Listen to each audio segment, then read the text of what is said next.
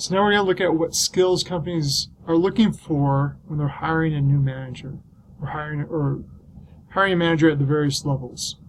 So we have technical skills, human skills, conceptual skills, and motivation to manage.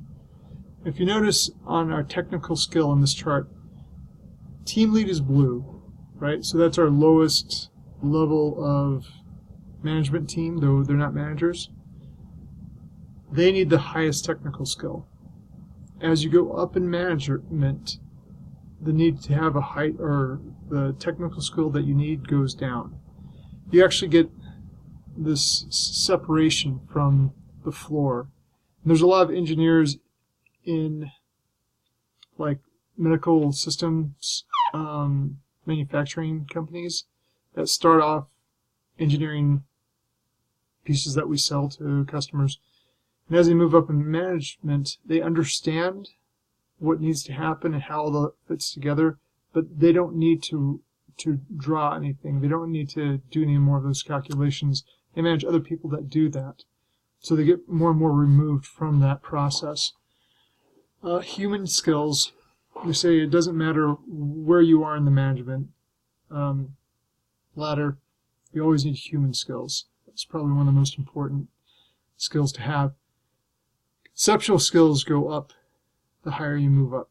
And when we're looking at conceptual skills, like the top managers really need to understand where we sit in the environment that they're competing in, if that makes sense.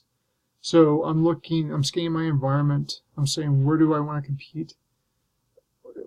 What products do I want to compete with? What kind of service do I want to add on? All these different things are very conceptual, right, in nature. Okay, and then the motivation to manage. The higher up in management you get, the more time-consuming it becomes. If you look at CEOs that are good, they're spending 80 hours a week managing their company at least. So that's to me that's interesting. We're going to skip down to mistakes managers make. So it really actually doesn't matter where you are in the management frame of things. If you are insensitive to others, remember people skills is one of the things that we need no matter what type of manager we are. And we're going to talk about this later. But when we look at strategic advantage, the thing that gives us the most strategic advantage, so strategic advantage to compete with, it's our employees. So we really need to be like people. One, if you don't like people, then you probably shouldn't be a manager.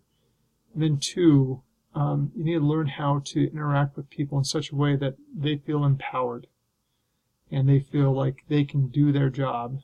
And if they fall short, they're not going to get yelled at, but they're going to be helped to succeed. So being abrasive, intimidating, or bullying, not a good thing. Being cold, aloof, or arrogant, betraying trust, these are all social problems, right? Overly ambitious, people will start thinking that you're going to use them. Maybe they do something great, and instead of giving them acknowledgments and saying, oh, wow, wasn't this employee amazing, and look at what they accomplished, they might think that you're going to take credit for it. Specific performance problems with the business. So if I'm managing any department or anything, I usually have key performance indicators that help me keep track of how well I'm doing or how well my department's doing.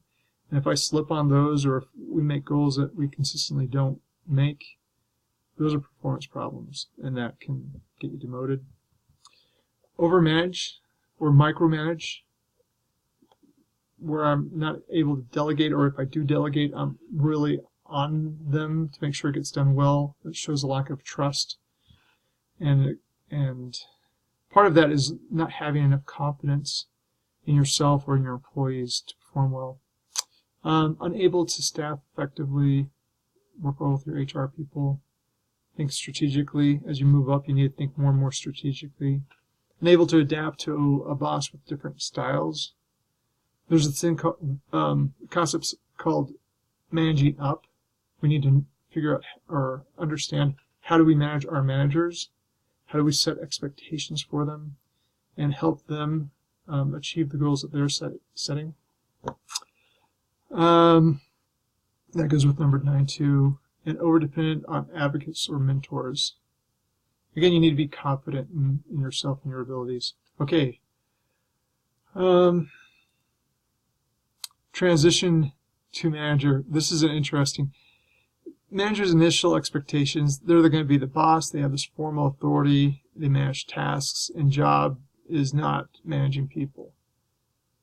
Then after 6 months, they realize that they were wrong. They realize how fast paced it is and how heavy a workload they have. And they think their job is to be problem solvers and troubleshooters for subordinates. And then after a year, they realize, wait, I'm not the doer. I am supposed to be communicating, listening, and give positive reinforcement. Again, people skills. I'm learning to adapt and control stress. Not only my own stress, and we talked about that a lot in the first week, but the stress that my subunit or my business unit is experiencing. And we don't want to overstress our employees. And job is people development. They say you're never better than the people that work for you. So understanding that and moving forward. This last slide is really hard for you to see, so I'd suggest that you look this up in your book. Again, we achieve competitive advantage not through our patents, it's through our relationships and through our people. And this is some of the things that we can do to help our people feel safe, feel like they're winning, and use them to achieve competitive advantage. I'll just read some of these lines. Employment security, being very selective when you hire. You don't want to hire somebody that is a burden to the rest of the team, at least not for a long period of time. Self-managed teams and decentralization. In other words, I'm giving more and more control authority to other people other than myself. High wage contingent on organizational performance.